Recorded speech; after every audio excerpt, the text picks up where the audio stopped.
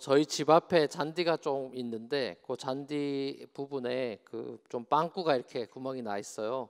그래서 거기 이제 제가 홈디포 가가지고 씨드를 사가지고 거기에 이제 뿌려놓고 일기예배로 딱 보면서 비가 많이 오는 시즌에 이제 씨드를 뿌려놓고 비가 와서 이제 밑으로 들어가도록 그렇게 많이 뿌렸습니다. 자, 그래서 이게 어떻게 그 잔디가 그게 났을까요, 안 났을까요? 관심 없죠. 잔디가 나든 안 나든 뭐 내 삶에 아무 관심이 없어요. 어떻게 됐을까요, 여러분? 어떻게 됐을 것 같아요? 에? 잔디 한 톨도 안 났습니다. 아무 일도 벌어지지 않아서 제가 열받아가지고 돈만 버렸구나. 그리고 뒷마당에 가서 뒤에 저 구석에 잘 안 보이는 데 가서 제가 군대에서 배운 대로 삽질을 했습니다.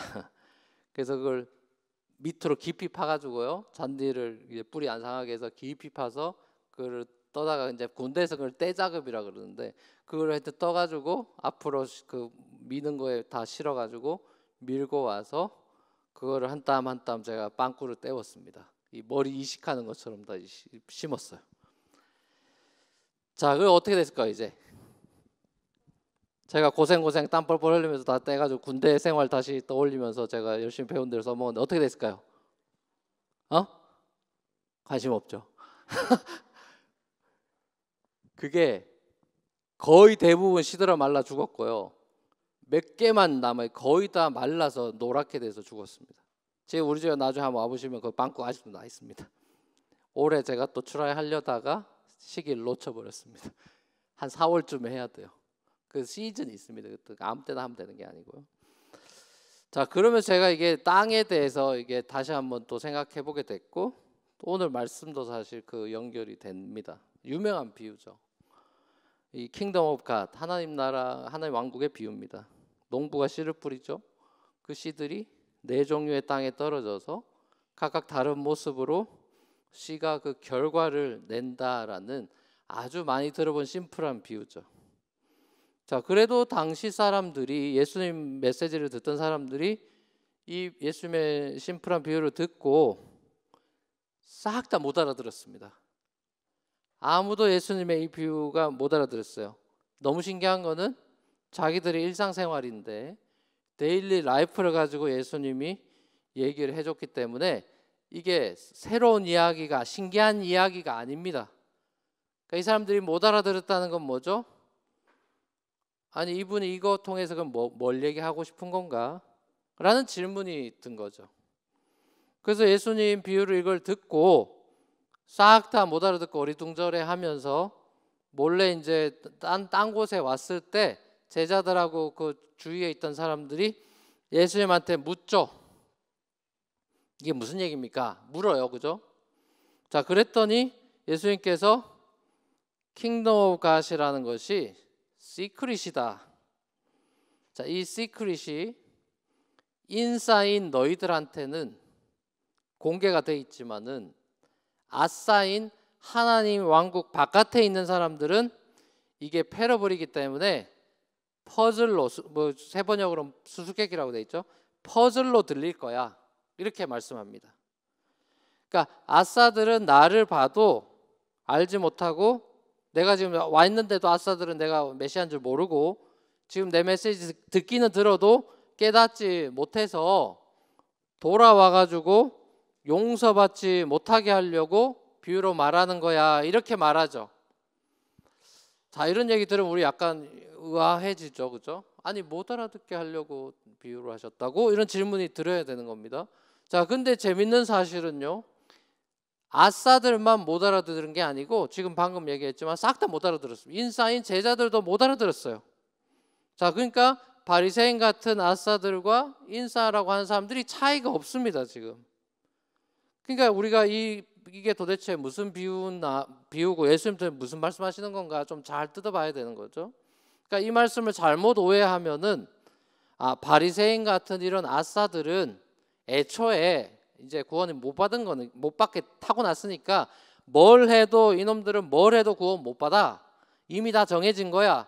이렇게 오해하면 그거는 큰 오해죠. 운명론으로 끌고 가면 이건 큰일 나는 거고요.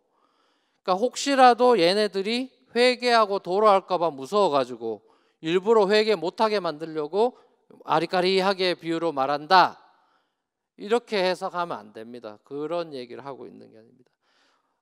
원래 우리가 여러분 보세요. 뭔가를 설명할 때요, 저도 간혹 예배 중에 이제 비유, 뭐 자식 비유를 하거나 부모 비유를 할 때가 있죠.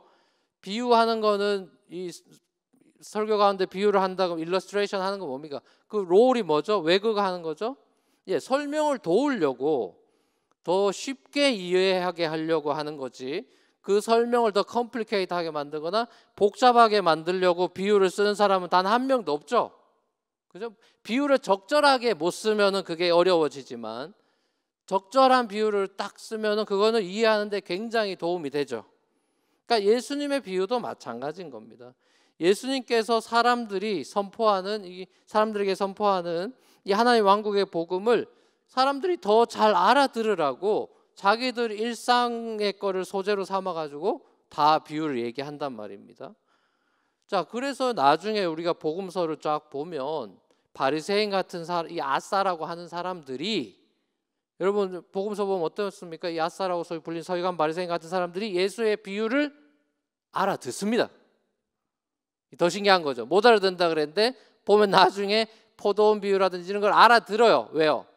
자기인 줄 알고 공격받았다 싶어가지고 열받아가지고 죽이려고 합니다. 비유로 말했는데 알아듣습니다, 이 사람들이. 자, 그거 신기하죠, 그렇죠? 자, 그러니까 예수님께서 하나님 왕국에 대해서 비유로 자주 말씀하시는 거는 사람들 못 알아듣게 하려고, 혹은 사람들의 오해를 불러일으키려는 그런 목적이 아니고, 잘 설명하고 잘 이해시키려는 목적을 가지고 하신 건 틀림이 없어요. 함정에 빠뜨리려는 의도가 전혀 아닙니다.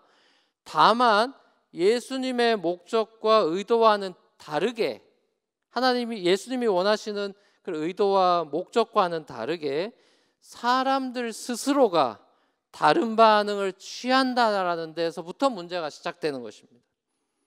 자, 이 씨 뿌리는 사람의 비유, 이 씨 뿌리는 농부의 비유가 공관복음서에 다 나오는 유일한 비유고요. 마태만 있거나 누가만 있거나 다 이런 식인데, 이 씨 뿌리는 사람의 비유는 유일하게 공관복음에 다 나와 있고, 그러니까 마태, 마가, 누가에 다 나와 있고, 또 이 비유에 대한 해석까지도, 이게 뭘 말하는가에 대한 해석까지도 붙어 있는 유일한 비유입니다. 다른 예수님의 비유는 해석이 없어요. 근데 요거는 해석까지도 다 붙어 있습니다.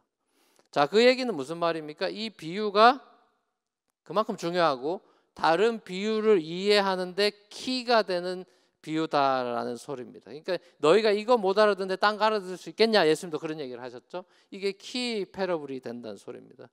자, 오늘 제가 여러분과 함께 이 씨 뿌리는 사람의 너무나 유명한 비유를 통해서 세 가지를 나누고 싶습니다. 세 가지인데요. 첫 번째는 복음은 소식이다. 그리고 우리가 믿는 믿음이라고 하는 것은 들음에서 나는 거다라는 것입니다. 여러분, 복음은요, 어드바이스가 아닙니다. 복음은 어드바이스가 아니고, 복음은 레코멘데이션도 아니고요, 복음은 서제스천도 아닙니다. 복음은 뉴스입니다. 자, 이건 굉장히 중요한 것입니다. 자, 이 말은 우리가 이 뉴스를 바꿀 수 없다는 것입니다. 다른 조언을 쓸 필요가 없고요, 다른 레코멘데이션이 필요가 없고, 다른 서제션의 초이스가 없고요. 이 뉴스라는 것은 팩트입니다. 바꿀 수 없어요. 이 뉴스를 거짓으로 여기거나 이거 가짜야라고 생각하거나 아니면 무시할 수 없다는 말인데, 요즘 세상에는 하도 가짜 뉴스가 많죠. 그러니까 우리가 믿냐 안 믿냐를 따지죠. 복음은 확실한 팩트에 기반을 둔 진짜 뉴스죠. 예수님께서 하나님의 아들로 이 땅에 오셔서 우리 죄를 위해서 십자가에서 죽으셨고, 우리의 영원한 생명을 위해 사흘 만에 다시 살아나셔서 하나님의 나라, 킹덤 오브 갓을 시작하셨다라고 하는 이 기쁜 소식, 이 굿뉴스가 복음이죠. 자, 그리고 이 소식을 들은 사람들의 마땅한 반응은 이 소식에 대해서 기뻐하고 믿고 감사하고 찬양하는 것이죠. 그래서 우리가 예배 오면 항상 찬양하면서 먼저 예배를 시작하죠. 왜? 복음을 믿은 사람들 우리 마땅한 반응은 찬양이고 감사니까요. 자, 그런데 여러분 보십시오. 오늘날 웬만한 사람은 이 복음을 다 들었어. 한 번 이상은 다 들었어요. 예수님이 이 땅에 오셔서 하신 일에 대해서 교회 안 나오는 사람들이라 할지라도 예수의 인물에 대해서 모르는 사람이 없습니다. 자, 그런데요, 이 예수의 복음을 누군가는 이 뉴스를 믿는 사람이 있고 안 믿는 사람이 있죠. 자, 그러면 누구는 믿고 누구는 안 믿느냐? 오늘 네 가지 땅에서 네 가지 밭, 네 가지 땅처럼 예수님을 믿지 못하게 되는 저마다의 이유와 핑계거리들이 있다라는 거죠.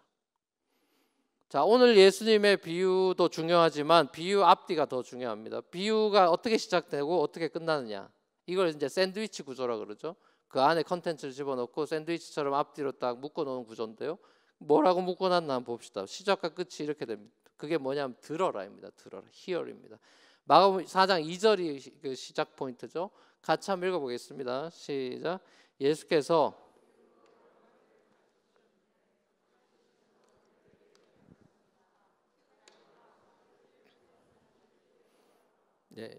잘 들어라로 시작하죠. 그죠? 그러면서 비유가 시작됩니다. 그 다음 비유 마지막입니다. 4장 9절 같이 한번 읽고 시작. 예수께서 붙여서 말씀하셨다. 들을 귀가 있는 사람은 들어라. 보죠. 들어라로 시작해서 들어라로 끝납니다. 예수님은 잘 들어라. 그리고 얘기하고 잘 들어라. 왜요? 우리의 믿음이라는 거는 들음에서부터 온다. 이건 사도 바울도 이야기한 거죠. 로마서에서 사도 바울이 유명한 말 하죠. 로마 10장 17절입니다. 같이 한번 읽겠습니다. 시작. 그러므로 믿음은 들음에서 생기고 들음은 그리스도를 전하는 말씀에서 비롯됩니다. 믿음은 들음에서 생긴다. 자, 그러면 여러분 잘 듣는다는 게 뭘까요? 잘 듣는다. 여러분 우리 애들, 저도 애들 키워보고 나중에 결혼해서 애들 키워보십시오. 애들 키우면 부모들이 애들한테 어떤 말을 많이 할까요? 우리 애 너무 이쁘다. 너 어떻게 이렇게 이쁘니? 귀엽니?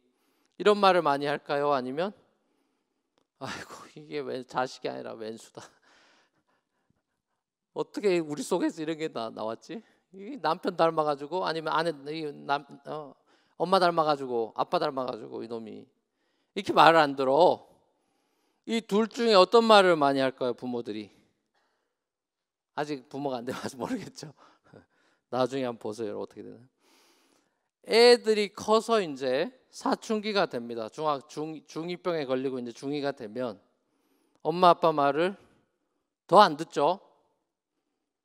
왜 안 듣죠? 여러분 중학교 때 말 잘 들었어요? 엄마 아빠 말? 여러분들 과거를 미워하고 있죠. 또 내 과거는 아름다워 이러고 있죠. 어릴 때는 얘가 엄마 아빠 말 잘 듣고 쌩글쌩글 웃고 귀여웠는데 중2가 되더니 웃음기가 사라지고 방문 닫고 안 나오고 말을 안 들어요. 자, 그래서 엄마 아빠가 이제 막 더 큰 소리를 지릅니다. 밥 먹어라 뭐 이러고 이제 막 난리가 납니다. 근데 얘는 안 들려.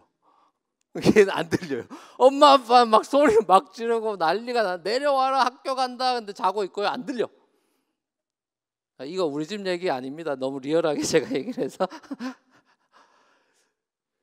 그거 왜 안 들리죠? 얘는 이게 소리 지르는데 왜 엄마 아빠 말이 안 들리죠? 엄마 말이 안 들리죠? 네, 엄마 말을 안 들으려고 이미 굳게 마음을 먹고 있기 때문입니다. 그러니까 겉으로는 네네네네네 해요. 우리 집 애들이 이제 제가 열받는 걸 아니까 이제 엄마가 비법을 가르쳐 줬어요. 그냥 아빠 앞에서는 네네네네 해라. 그래서 우리 딸들이 제가 뭐라고 하면 네네네네네 해요. 너무 웃기죠.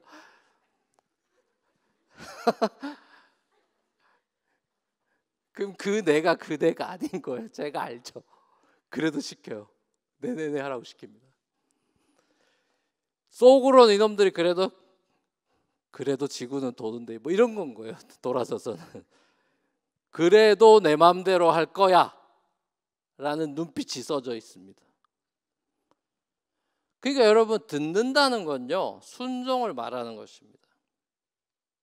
잘 들으라는 거는 순종하라는 소리입니다. 엄마 아빠 말을 잘 듣는다는 거는 잘 순종한다는 말인데,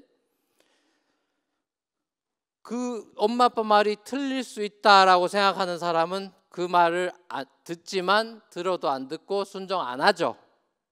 내가 맞다고 생각하니까. 고집 피우고 자기 멋대로 하면서 부모 속썩입니다. 우리가 마찬가지예요.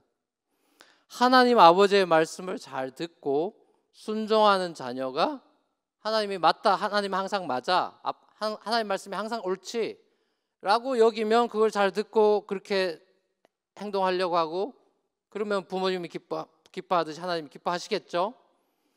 자, 우리의 믿음이라는 것이 하나님의 말씀, 그리스도의 복음을 잘 듣는 데서부터 시작된다.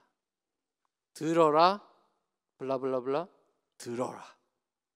마지막 들어라는 제 마음이라면, 부모 마음이라면 제발 잘 들어라 이럴 것 같아요. 근데 예수님은 그냥 한 번으로 하셨어요. 믿음은 들음이다. 그 얘기는 순종이다. 그러니까 들음을 나눈다면, 굳이 나눈다면 경청과 순종이 되는 거예요. 잘 듣는 경청이 순종으로 가는 것이죠. 자, 두 번째입니다. 두 번째, 이 복음이 우리를 좋은 땅으로 만든다. Gospel makes us good soil. 이거예요. 복음이 우리를 좋은 땅으로 만든다. 자, 오늘 비유에 4가지 종류 땅이 나옵니다. 여러분 생각해 보십시오. 농부가 씨를 뿌리는데 바보가 아닌 다음에야 길가에 왜 뿌립니까? 바보가 아닌 다음에야 돌짝밭에 씨를, 그 아까운 씨를, 비싼 씨를 왜 뿌려요? 바보가 아닌 다음에야 가시덤불에 왜 뿌립니까? 말이 안 되죠? 그렇죠? 이상하지 않습니까, 여러분? 아니, 농부가 바보가 아닌데 왜 길가에 뿌리고 돌짝밭에 뿌리고 가시덤불, 그런 농부가 어디 있습니까? 그건 이제 여러분이 그 팔레스타인 지역의 땅을 몰라 그런 거예요. 지형을. 거기는 제대로 된 땅이 없어요. 다 그래요. 그냥 다 그런 땅이에요. 따로 좋은 땅이 있고 어쩌고 이런 게 아니고 그냥 보면은 일상입니다. 이게 그냥 거기에 길가라는 거는 어디 엄한 길가를 말하는 게 아니고요. 그 밭이 이렇게 있으면 거기 사람 걸어 댕기게 이렇게 씨뿌리로 돌아댕기는 밭 고랑 같은 거 있죠. 그 패스를 길가라고 하는 거지, 어디 길가 엄한 데 뿌린다는 소리는 당연히 아니고요. 그 밭고랑을 패스라고 하는 거고요. 돌짝밭이라는 것도 돌 많은데 누가 뿌립니까? 멀쩡한데 밑에 돌이 있다는 소리죠. 안 보이죠, 위에서. 위에 그냥 제대로 된 밭 같아 보이는데 밑에 돌이 있는 거죠. 그게 락키 플레이스라고 돼 있죠. 가시덤불이 막 나 있는데 누가 거기다 씨 뿌립니까? 가시덤불이 아직 다 자라지 않은 아주 잡초같이 밑에 깔려 있는 겁니다. 그랬다가 이제 자라나는 거죠. 그러니까 이거 뭐 농부는 그걸 알 길이 없으니까 일단 다 뿌리는 겁니다. 쫙 이렇게 뭐 그걸 골라가면서 한 톨 한 톨 씹는 게 아니기 때문에 이렇게 이제 뿌리는 겁니다. 이렇게 손으로 이제 뿌리면서 돌아다니는 거죠. 그래서 이제 그런 게 떨어지는 겁니다. 자, 그리고 굿소일이라는 거는 옥토라고 흔히 얘기하는 좋은 땅이 딱 정해져 있는 게 아니고 그냥 땅인데 결국에는 열매를 낸 게 좋은 땅이었던 거예요. 그러니까 알고 되는 게 아니죠. 그러니까 뿌려서 나중에 시간이 지나고 봤더니 그게 옥토고 좋은 땅이었던 거예요. 거기는 이런 게 없는 거예요. 그러니까 뭐 돌도 없었고 이 가시덤불도 안 생기고 그러는 거죠. 그러니까 이 굿소일은 처음부터 깨끗한 땅을 말하는 게 아니라 터프한 같은 그런 환경 속에 다 똑같이 있는데 끝끝내 열매를 내는 땅이더라 이거예요. 자, 이 좋은 땅은 하나님 나라 복음을 듣고 받아들이는 사람이야, 이렇게 예수님이 말씀하시는 건데, 이 좋은 땅에 대해서는 아마 여러분 이 비유를 들으면 옥토가 됩시다 이런 모토가 많았지만 사실은 그게 반은 맞고 반은 틀린 겁니다. 왜냐하면 이건 보세요. 그러니까 이걸 어떻게 설명해야 되냐면 이거는 우리가 흔히 교회 와서 듣는 already but not yet으로 어프로치를 하는 게 좋아요. 자, 우리가 이미 옥토예요. 쉽게 말해. 이미 우린 좋은 땅이 됐어요. 왜? 복음을 받아들였으니까. 복음을 받아들인 사람은 이미 옥토입니다. 이미 옥토가 됐어요. 이미 좋은 땅이 된 거예요. 그러니까 되자 이건 좀 약간 안 맞는 말이고 이미 옥토가 됐습니다. 우리가 예수님을 영접하고 복음을 믿을 때 우린 좋은 땅이 됐어요. 왜냐하면 예수님이 길가 돌 다 치우고 가시덤불 다 치우고 우리를 그렇게 만드셨으니까. 그러니까 우리는 그래서 복음을 믿게 된 거죠. 자, 그래서 복음을 듣고 믿음으로 순종해서 좋은 땅이 이미 우린 된 사람들입니다. 마치 마태복음 5장에서 예수님께서 제자들한테 너희는 세상의 소금이다, 너희는 세상의 빛이다 그러지, 너희 세상의 소금이 되라라거나 너희가 세상의 빛이 되라라거나 그렇게 말하지 않았죠? You will be라고 하지 않고 You are the salt of the earth 이런 식으로 얘기한다, 그죠? You are the light of the world 그러잖아요. 이미 그거는 정체성을 얘기하는 겁니다. 넌 빛이 돼야 돼라고 얘기한 게 아니라 넌 빛이야, 넌 소금이야. 대신 뭐라 그럽니까? 너는 소금으로서 짠맛을 내야지, 너는 빛이니까 비춰야지 그러죠. 그거랑 비슷한 겁니다. 너 옥토야라고 되는, 너 옥토가 돼야 돼가 아니라 너 옥토야인 겁니다. 그러니까 옥토답게 살아야지 이렇게 되는 거죠. 좋은 땅이 됩시다가 아니라 좋은 땅이야라고 얘기하는, 좋은 땅답게 살아야지, 그렇게 열매를 맺어야지 그렇게 얘기를 하는 거죠. 인내해야지 그래야 열매가 맺히잖아 이런 얘기를 하시는 거죠. 복음으로 순종해야지 그래야 네가 열매를 맺는 거 아니냐 이런 얘기합니다. 그러니까 이건 무슨 말입니까? 이미 우리가 옥토고 좋은 땅인데 근데 그냥 그대로 계속 있는 게 아니죠. 그 땅이 계속 그대로 있는 게 아니라니까요. 그 땅에 가시덤불이 생길 수도 있고요, 그 땅에 돌이 날라들 수도 있고요, 농부가 잘못해가지고 거기 밟고 지나가가지고 그게 패스가 돼버릴 수도 있고요. 그러니까 이게 무슨 말입니까? 날마다 나를 부인하고 자기 십자가를 지고 주님을 따르면서 내 고집을 버리고 예수 복음을 날마다 받아들이고 순종하면 우리가 계속해서 좋은 땅으로 유지되고 더 좋은 땅으로 개간이 되면서 시간이 지나면 많은 열매들을 맺게 되는 그런 삶으로 변화되고 성장한다 그 소리죠. 그래서 누가복음 버전을 보십시오. 누가복음의 이 똑같은 씨 뿌리는 자의 비유의 버전을 보면 이렇게 결론을 내고 있습니다. 누가는 이렇게 봤던 해석하는 거예요. 누가복음 8장 15절 같이 한번 읽어보겠습니다. 시작.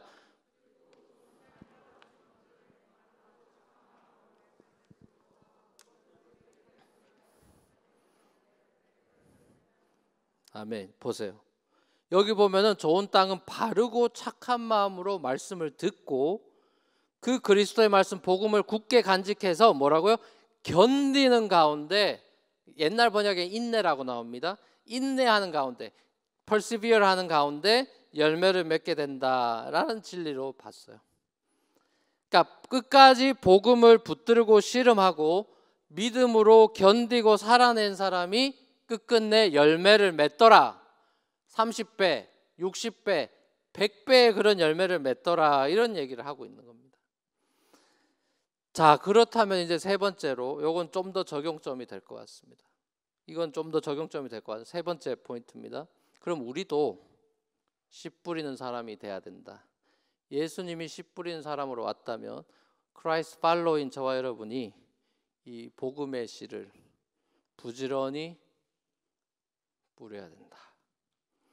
여러분, 우리는 누가 예수님을 믿을 사람인지 아닌지, 누가 길 까고 누가 돌짝밭이고 누가 가시덤불이고 누가 옥토인지 우리는 모르죠. 나도, 우리 자신도 잘 모르는데 남을 어떻게 알아요? 우리 친척 중에 누가 예수 믿을 사람인지 우리가 어떻게 압니까? 모르기 때문에 우리는 그냥 뿌리는 겁니다. 일단 뿌려야 돼요. 그걸 지켜봐야 돼요. 시간이 지나야 아는 거니까 뿌려야 됩니다. 예수님의 말씀에 따라 지상 명령에 순종해서 우리가 복음의 증인으로서 열심히 복음의 씨앗을 뿌리는 복음 전도의 삶을 우리가 살아야 되죠. 이게 적용점이죠.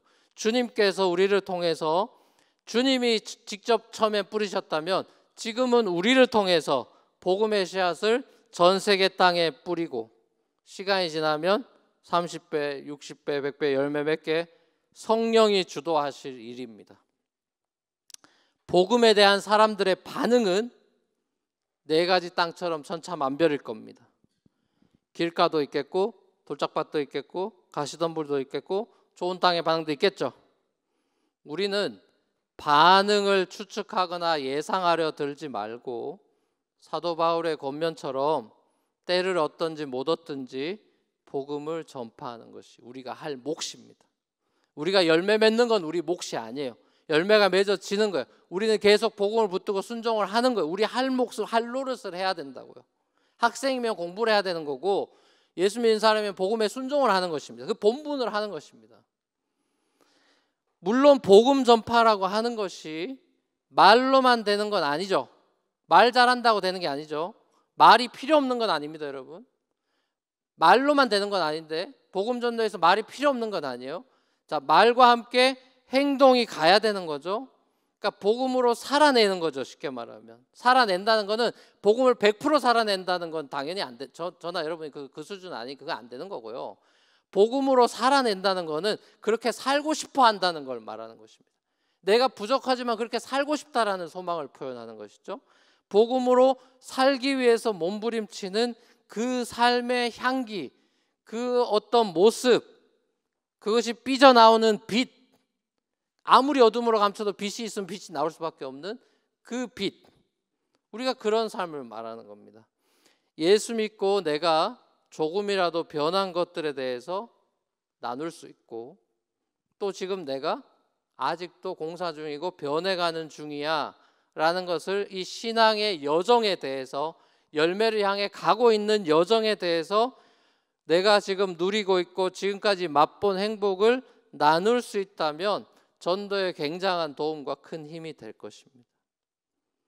결국 관건은요. 내가 복음 전도의 그 열정이 이 내 신앙이 자라는 것과 더불어서 함께 자라고 있느냐, 복음의 열매가 내 안에서부터 맺히고 있느냐라는 질문입니다.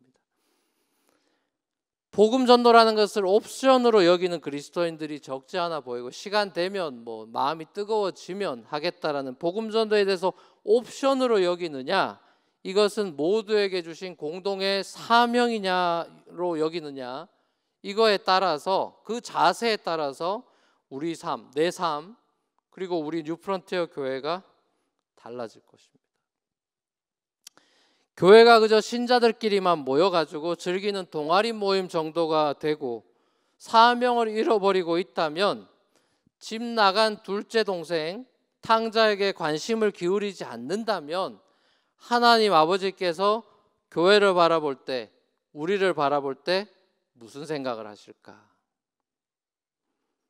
여전히 자기중심적이고 자기가 예수 믿고 복 받는 거 생각하고 여전히 내 직장, 내 비자, 내 삶, 내 결혼, 내가 잘 되는 거, 여전히 온통 기도 제목과 생각이 내 것으로 가득 차 있고 자기의에 빠져 살아가는 그런 탕자 비유의 맏아들과 우리가 다를 게 뭐가 있냐?